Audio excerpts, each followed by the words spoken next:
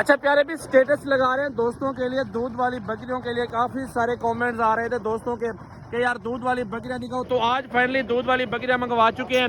2-2, 3-3 litre दूध दे रहे, 2 नर बच्चे क्वालिटी के अंदर मौजूद हैं और ये फुल हाइट के अंदर असल गुलाबी में आ रहे हैं। बकरी चेक कर ले, 2 नर बच्चे देखे, 75,000 रुपए की डिमांड कर रहे हैं मुनासिब पैसों में। अगर इस तरह की बकरियां और किसी के पास होगी तो 1.5 लाख रुपए लोग मांग रहे होते हैं।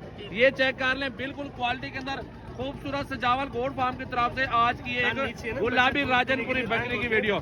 2 लीटर से भी ज्यादा एक टाइम का दूध देगी बच्चों को पिला के।